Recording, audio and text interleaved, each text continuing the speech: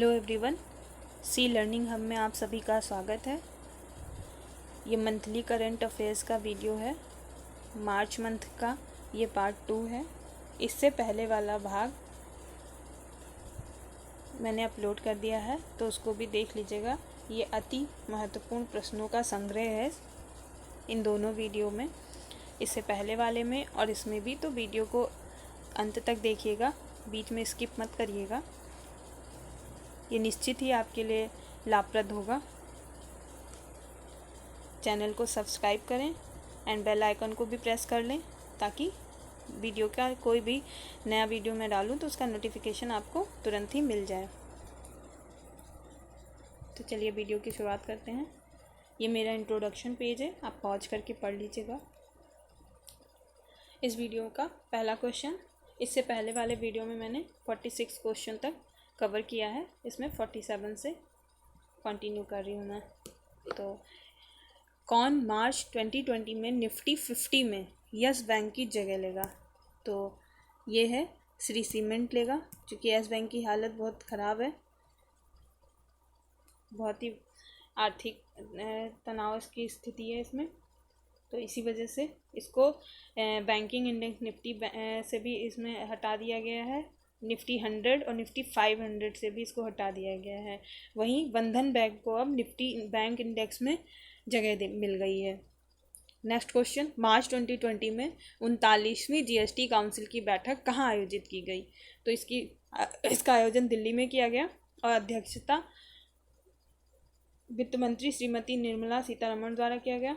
और इस बैठक का जो मुख्य विषय रहा है वो उसमें चोरी से बचने के जो तरीके होते हैं, कर चोरी से लोग बचते हैं, उसको कवर किया जाए और साथ ही राजस्व संग्रह को बढ़ाया जाए। साथ ही इन्फोसिस को कहा गया है उसके द्वारा एक बेहतर जीएसटीएन प्रणाली को भी सुनिश्चित किया जाए। नेक्स्ट क्वेश्चन है 49 number, an extraordinary life biography of Manohar Parrikar नामक पुस्तक के लेखक कौन है? तो इस पुस्तक के लेखक हैं सदगुरु पाटिल और माया भूषण नागवेकर। किस प्रकाशन पब्लिकेशन द्वारा यह बुक निकाली जा रही है? तो ये भी याद रखिएगा, पेंगुइन हाउस। ये बहुत इंपॉर्टेंट है, पेंगुइन हाउस, तो इसलिए इम्पॉर्टेंट है। और मनोहर पारिकर पिछली सरकार में रक्षा मंत्री के पद पर थे और साथ ही गोवा के वो मुख्यमंत्री भी थे उससे पहले। नेक्स्ट क्वेश्चन, किसने अपने प्लेटफॉर्म पर कागज रहित जीवन बीमा पॉलिसी बेचने के लिए एगॉन लाइफ इंश्योरेंस के साथ साझेदारी की है? तो ये कंपनी का नाम है फ्लिपकार्ट। और इस बीमा कवर में 18 से 65 ईयर ओल्ड लोगों को शामिल किया जाएगा और बीमा राशि इसमें 10 लाख तक की पॉलिसी इसमें खरीद सकते हैं लोग। साथ ही फ्लिपकार्ट और एगॉन लाइफ का लक्ष्य जो है वो है सुविधाजनक तरीके से एक बटन के क्लिक पर ग्राहकों को जीवन बीमा उपलब्ध हो। नेक्स्ट क्वेश्चन है, मार्च 2020 में किसने दुनिया भर में कोविड-19 की प्रगति को ट्रैक करने के लिए एक वेब पोर्टल लॉन्च किया है? तो यह है माइक्रोसॉफ्ट की बिंग टीम, इन्होंने ऐसा किया है। यह वेबसाइट जो है वो प्रत्येक देश के नवीनतम जो संक्रमण के आंकड़े होंगे वहां तक एक्सेस देगी, साथ ही इंटरैक्टिव मानचित्र के साथ अपने उपयोगकर्ताओं को और साथ ही विभिन्न प्रकार के प्रकाशकों के मामलों में और संबंधित लेख जो होंगे वो कोई भी व्यक्ति कहीं भी बैठ के उस देश के क्लिप से एक क्लिक करके उस देश की पूरी जानकारी, जो भी इस विषय पे आधारित लेख होंगे, प्रकाशक का कोई प्रकाशन होगा तो उसको वो देख सकते हैं। नेक्स्ट क्वेश्चन है, मार्च 2020 में राष्ट्रपति रामनाथ कोविंद द्वारा राज्यसभा के लिए किसे नामित किया गया था? तो नामित किए गए हैं रंजन गोगोई। ये मामला बहुत ही रहा है चर्चा में, तो ये बहुत ही मोस्ट इम्पॉर्टेंट है। राष्ट्रपति राज्यसभा में 12 लोगों को नामित कर सकते हैं और रंजन गोगोई जो हैं वो 46th chief justice of India रहे हैं और इनका जो कार्यकाल रहा है 3 अक्टूबर 2018 से 17 नवंबर, कार्यकाल भी याद रखिएगा, नवंबर 2019 तक रहा है। नेक्स्ट क्वेश्चन, केंद्रीय संस्कृत विश्वविद्यालय विधेयक 2019 कितने संस्कृत विश्वविद्यालयों को केंद्रीय विश्वविद्यालय का दर्जा देना चाहता है? मोस्ट इम्पॉर्टेंट क्वेश्चन है। कितने? तो कितने केंद्रीय विश्वविद्यालय का दर्जा देगा? 3 को देगा। क्योंकि संस्कृत के लिए पूरे विश्व में अब काफ़ी शोध कार्य हो रहे हैं, जैसे जर्मनी, ब्रिटेन, वहाँ पे इनको पढ़ाई में भी शामिल किया जा रहा है, अपने एकेडमिक्स में भी शामिल किया जा रहा है। तो इसी को ध्यान में रखते हुए अब भारत भी इस ओर अग्रसर हो रहा है। नेक्स्ट क्वेश्चन, भारत ने कोविड-19 आपातकालीन निधि को कितने मिलियन डॉलर देने का वादा किया है? तो यह है 10 मिलियन डॉलर देगा। इसके बारे में और भी फैक्ट्स, भारत दक्षिण एशियाई क्षेत्रीय सहयोग संगठन सार्क देशों के लिए डॉक्टरों और विशेषज्ञों की एक त्वरित प्रतिक्रिया टीम को श्री प्रधानमंत्री नरेंद्र मोदी जी के नेतृत्व में इसका हिस्सा बनाया गया है। और भारत ने एकीकृत रोग निगरानी पोर्टल का भी सुझाव दिया है। साथ ही इसमें संक्रमित रोगियों का पता लगाने और ट्रेसिंग से संपर्क करने के लिए भी उसको शामिल किया गया है। नेक्स्ट क्वेश्चन है, रक्षा उपकरणों की खरीद के लिए केंद्रीय रक्षा मंत्रालय द्वारा अनुबंधित भारतीय कंपनियों का हिस्सा 2015-16 में 39.06% से बढ़कर 2019-20 में कितने प्रतिशत हो गई है? तो यह है 75.03%। 75.03% हो गई है। नेक्स्ट क्वेश्चन, किसने मार्च 2020 में एक्सेसिबल फॉर इंडिया अभियान शुरू किया? तो शुरू करने वाला जो है Microsoft India and NASSCOM foundation है। दोनों का नाम याद रखिएगा, बहुत इंपॉर्टेंट है। नास्कॉम फाउंडेशन और माइक्रोसॉफ्ट इंडिया। इसमें और क्या है, ये शुरुआत कब की गई है एक्सेसिबल फॉर इंडिया अभियान? तो ये 17 मार्च को शुरू की गई है। ये भी इम्पोर्टेंट है, कब शुरू किया गया है? 17 मार्च को शुरू किया गया है।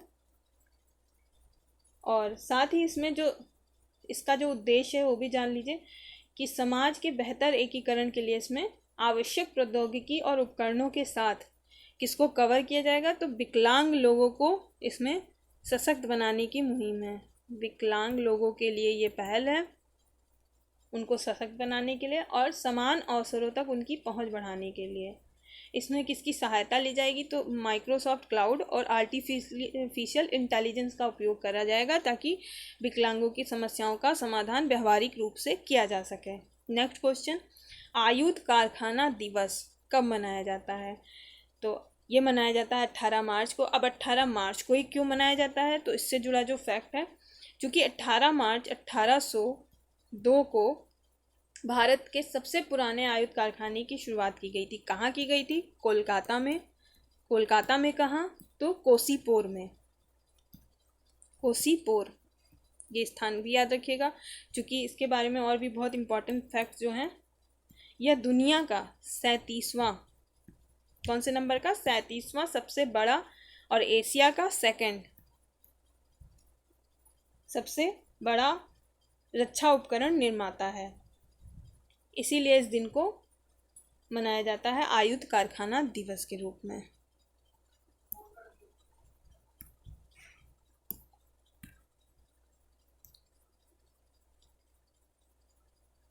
इसमें नेक्स्ट क्वेश्चन अब आगे 58 नंबर है, मार्च 2020 में सामाजिक न्याय और अधिकारिता मंत्रालय किसके व्यापक पुनर्वास के लिए एक योजना के पुनर्गठन और निर्माण का प्रस्ताव दिया है? तो यह है भिखारियों के लिए। कौन सा मंत्रालय? सामाजिक न्याय और अधिकारिता मंत्रालय, बहुत इंपॉर्टेंट है।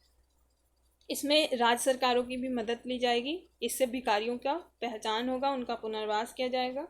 साथ ही इनको चिकित्सीय सुविधाएं और परामर्श, शिक्षा संबंधी परामर्श, कौशल संबंधी परामर्श और इनके विकास से संबंधित मुद्दों को शामिल किया जाएगा।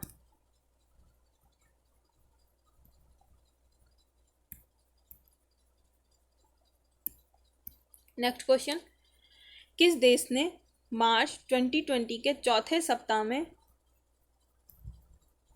आभासी G20 समिट आयोजित करने का प्रस्ताव रखा?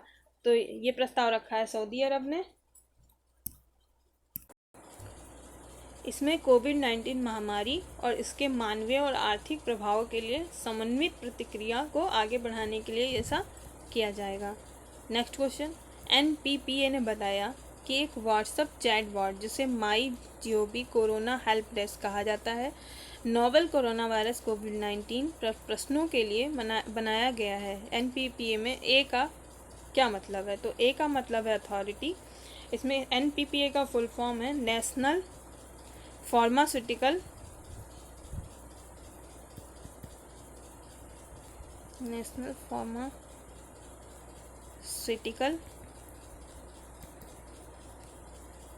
Pricing authority.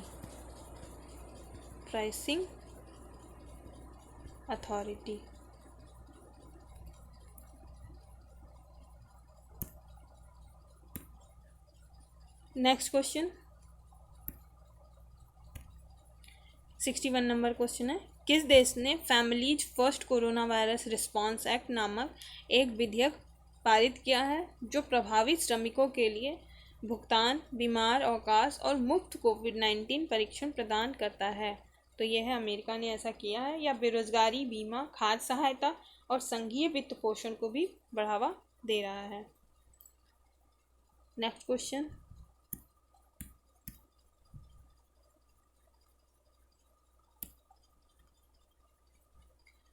किस देश ने टोक्यो 2020 के आयोजकों को ओलंपिक मशाल सौंप दी है? तो ऐसा करने वाला देश है यूनान।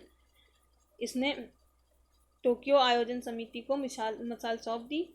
नाओको इमोटो के प्रतिनिधित्व वाली है टोक्यो आयोजन समिति, क्योंकि इस बार टोक्यो ओलंपिक कोविड-19 के कारण स्थगित करके अगले साल के लिए बढ़ा दिया गया कि मेजबानी जापान टोक्यो करेगा अब आगे। नेक्स्ट क्वेश्चन, विश्व डाउन सिंड्रोम दिवस 2020 का थीम क्या है? तो इसका थीम है बी डिसाइड। अब भी इसको मनाने की शुरुआत कहाँ से, किस संस्था द्वारा की गई? तो UN महासभा ने डाउन सिंड्रोम के बारे में सार्वजनिक जागरूकता बढ़ाने के लिए दिसंबर 2011 में 21 मार्च को मनाने की शुरुआत की। किस डेट में? 21 मार्च को।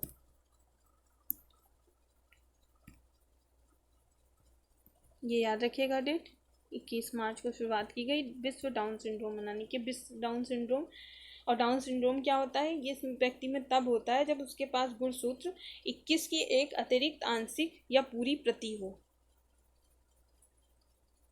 नेक्स्ट क्वेश्चन 64 नंबर, किसने घोषणा की कि उन्होंने एक केंद्रित कोविड-19 सुरक्षा कवच तैयार किया है जो कोविड-19 जो पॉजिटिव केसेस होंगे उनके निदान के लिए अस्पताल में होने वाले खर्चों के निरपेक्ष 100% बीमा राशि का भुगतान करेगा?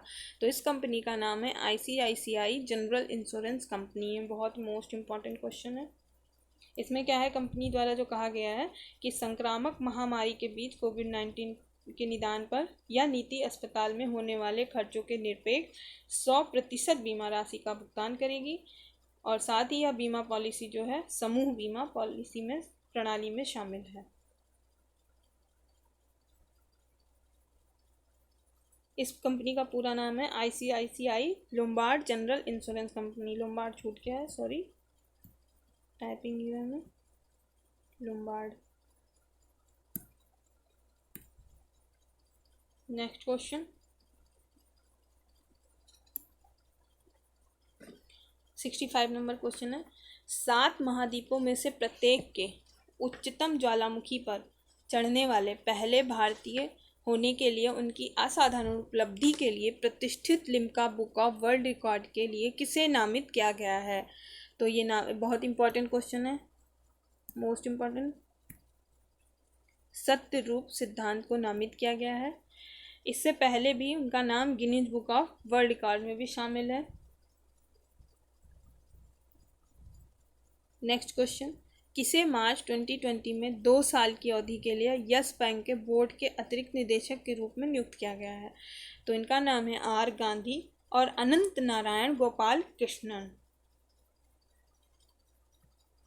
अनंत नारायण गोपाल कृष्णन पहले स्टैंडर्ड चार्टर्ड बैंक के आसियान और दक्षिण एशिया के वित्तीय बाजारों के क्षेत्रीय प्रमुख भी रहे हैं और R गांधी का ये दूसरा कार्यकाल है। नेक्स्ट क्वेश्चन, अंतर्राष्ट्रीय नौरूज दिवस विश्व स्तर पर कब मनाया जाता है? तो ये मनाया जाता है 21 मार्च को मनाया जाता है। इसकी शुरुआत क्यों की गई, इसके पीछे का क्या उद्देश्य, इससे जुड़े जो फैक्ट्स हैं, ये प्रत्येक वर्ष मनाया जाने वाला दिवस है। साथ ही यह एक पैतृक उत्सव के रूप में भी जाना जाता है, ये भी याद रखिएगा। पैतृक उत्सव क्योंकि इसमें जो उद्देश्य है वो परिवार, पड़ोस, आपसी शांति और एकजुटता बनाए रखना ही इसका मुख्य उद्देश्य है। और यह संयुक्त राष्ट्र के एक आधिकारिक पालन के रूप में घोषित किया गया था। यह दिवस सामंजस्य और पड़ोस में भी व्यवहार सही रखने के लिए मनाया जाता है। और 21 मार्च को ही एक और महत्वपूर्ण दिवस मनाया जाता है, वो भी इसके साथ साथ बता दें। इस दिन मनाया जाता है विश्व कविता दिवस। क्यों मनाया जाता है? ये यूनेस्को ने शुरू किया था 1999 में। यूनेस्को का फुल फॉर्म है संयुक्त राष्ट्र शैक्षिक, वैज्ञानिक और सांस्कृतिक संगठन। इसका उद्देश्य काव्यात्मक अभिव्यक्ति द्वारा भाषाई विविधता का समर्थन करना और लुप्तप्राय भाषाओं को सुनने का अवसर बढ़ाना। Next question 68 number. Netflix Inc ने फिल्म और टेलीविज़न प्रस्तुतियों पर श्रमिकों की सहायता के लिए कितने मिलियन डॉलर का कोष स्थापित किया है जो वैश्विक कोरोना वायरस प्रकोप के कारण बंद हो गए हैं? तो इसमें नेटफ्लिक्स ने 100 मिलियन डॉलर का एक कोष स्थापित किया है। इसके अंतर्गत दुनिया भर के हजारों कलाकारों और क्रू में काम करने वाले जो लोग हैं उन्होंने अपना रोजगार खो दिया है, जिसमें शामिल इलेक्ट्रीशियन भी हैं, बढ़ई, ड्राइवर और कई ऐसे जो प्रति घंटे अपनी सेवा देते हैं। तो ऐसे कर्मचारियों को इसमें कवर किया जाएगा। नेक्स्ट क्वेश्चन 69 नंबर क्वेश्चन है। मार्च 2020 में किसकी वैज्ञानिक टीम ने हंटिंगटन रोग में एक प्रमुख कोशिकीय तंत्र का खुलासा किया है?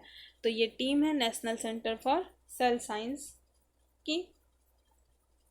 इसमें ये हंटिंगटन रोग की प्रमुख कोशिकीय तंत्र का खुलासा किया गया है। ये टीम है, ये है पुणे में।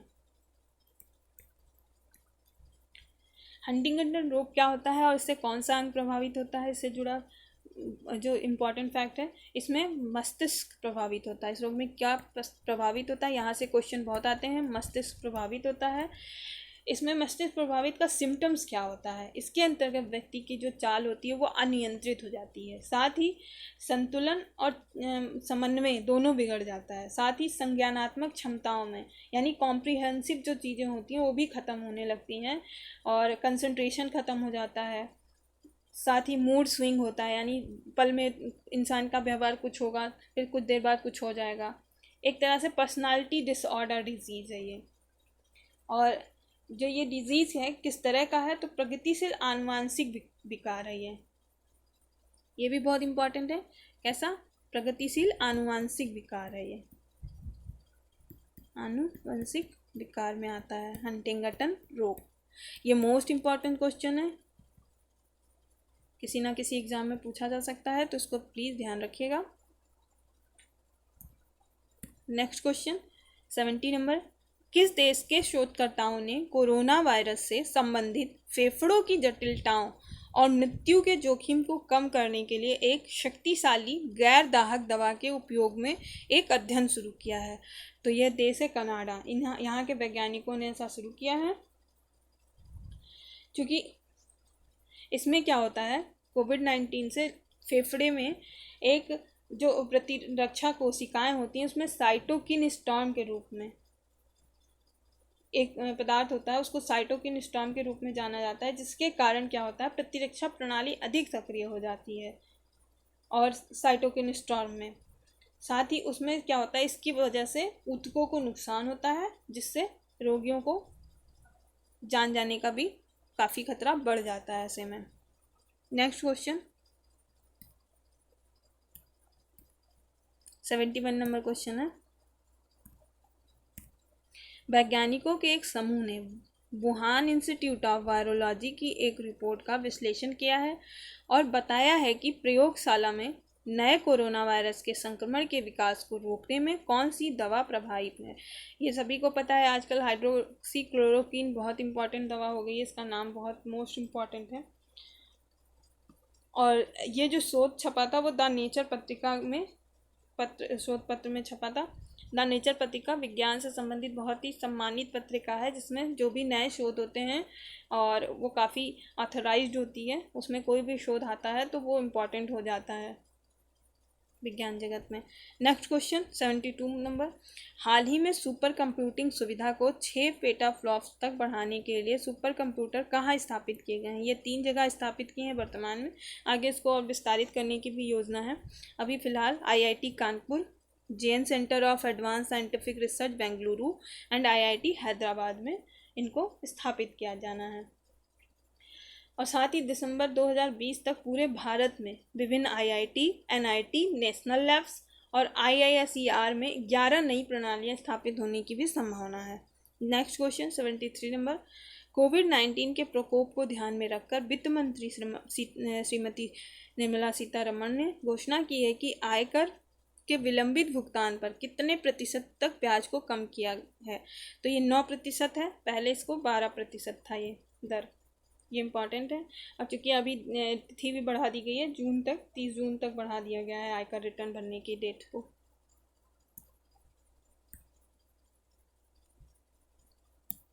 नेक्स्ट क्वेश्चन 74 नंबर क्वेश्चन है,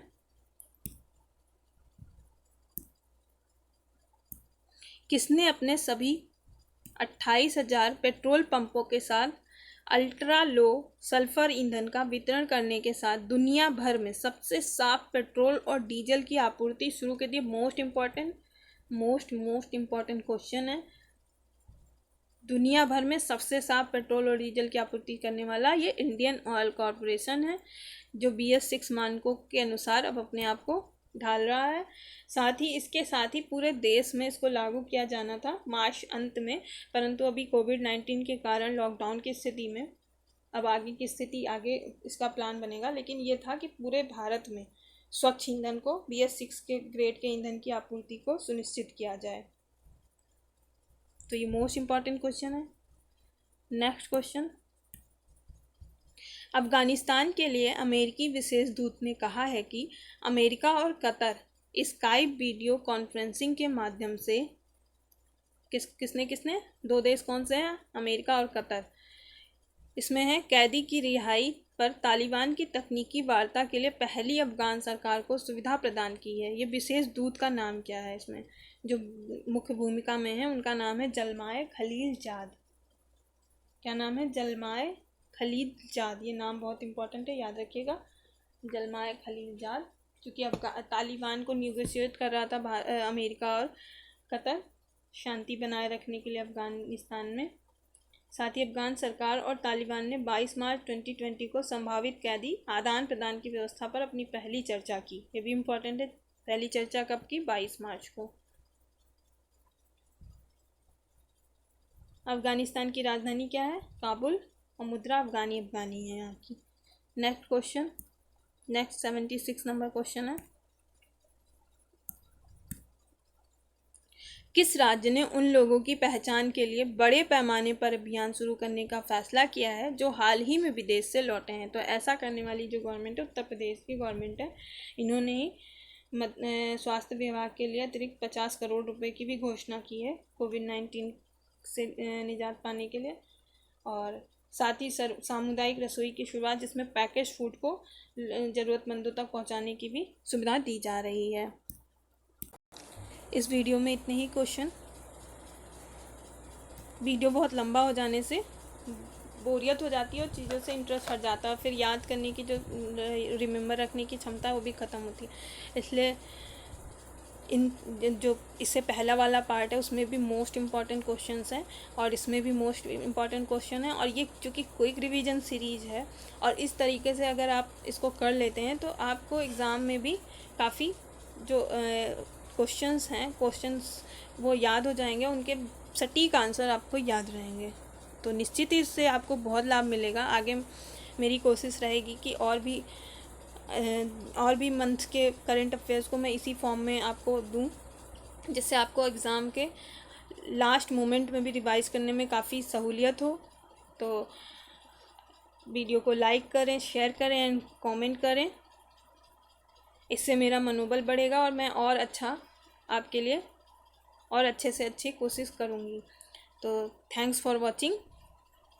सी लर्निंग हब नाम से हमारा पेज भी है, जिस पे हम डेली अपने जो एक्सपेक्टेड क्वेश्चंस हैं वो डालते हैं, साथ ही इसमें पोस्ट करते हैं। और करंट अफेयर्स के भी जो मोस्ट इम्पॉर्टेंट एक्सपेक्टेड क्वेश्चंस हैं जो आपके किसी भी एग्ज़ाम में पूछे जा सकते हैं, जिनकी संभावना जब सबसे ज़्यादा होती है, उसको हम इस पेज पे डालते हैं। तो आप फेसबुक पे जाके आप सी लर्निंग हब नाम से इस पेज को भी लाइक कर लीजिए, तो वहाँ से भी आपको काफ़ी हेल्प मिलेगी।